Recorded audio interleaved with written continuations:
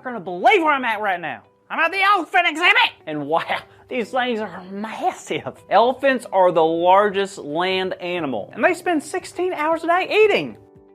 No wonder they can't jump. Tell you what, I'm half tempted to jump over that fence and start riding one. But I think there may or may not be a rule against that. Either way, these creatures are just so fascinating. Want to learn some more?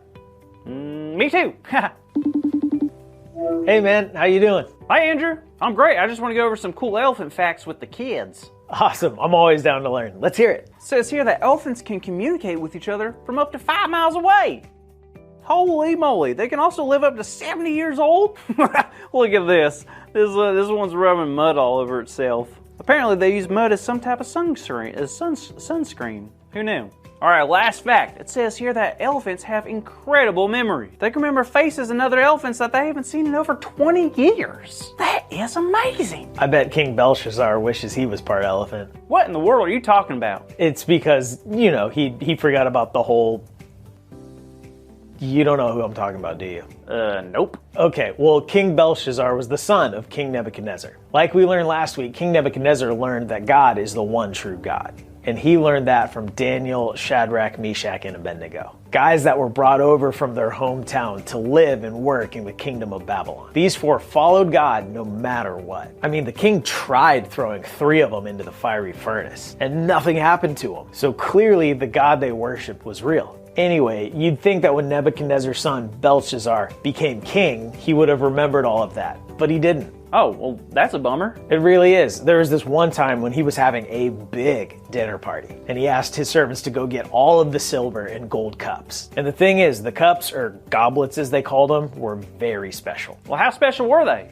Well, these cups were taken from the temple in Jerusalem back when Daniel was taken as a slave. They were used to worship and honor God. Not for silly parties and worship of idols, but that's what the king was doing. He was using the goblets to worship other gods, who aren't really gods anyway.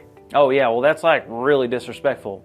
Kind of sad too. Right? But the thing is, God had a plan. Because as soon as they started drinking out of those goblets, a hand from heaven appeared. A hand? A hand from heaven? Are you kidding me? And it wrote a message on the wall, but the thing is, no one could read it. No one? No one. The king was frightened. He offered a gold necklace and the opportunity to become the 3rd highest ranking official in the land. Whoa, that's a big reward. It sure was.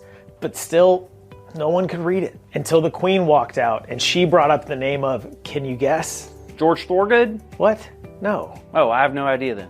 Daniel. She told the king about Daniel. Oh, of course. I should have known. So Daniel came out and he told the king that he wasn't interested in the rewards. He only wanted to read and share the message of what God had written. Daniel is the man. But before he read the writing on the wall, Daniel took that opportunity to share a message with the king. He told the king of his father's mistakes, reminding him of how he didn't listen to God. And then Daniel told the king about himself, about how he had turned against God and refused to listen and obey God. Wow, that's some heavy stuff. You ain't lying. Then Daniel decided to tell the king about what the writing on the wall meant. He said this, God has numbered the days of your reign and brought it to an end. You have been weighed on the scales and found wanting. Your kingdom is divided and given to the Medes and Persians. Holy moly. So basically the writing said, hey, Belshazzar, your kingdom's guilty of like a lot of things and you're in big trouble. Oh, and by the way, you're not going to be a king for that much longer.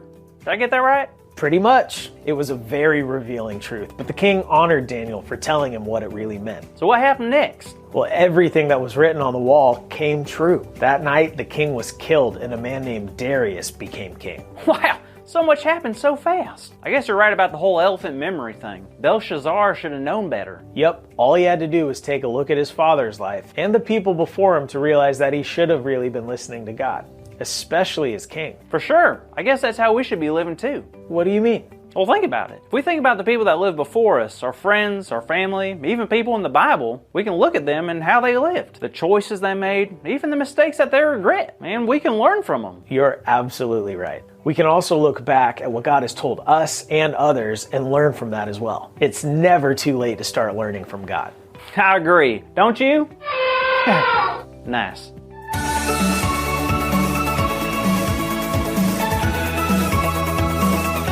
Hey there, kids! Did you have a good time learning more about Daniel?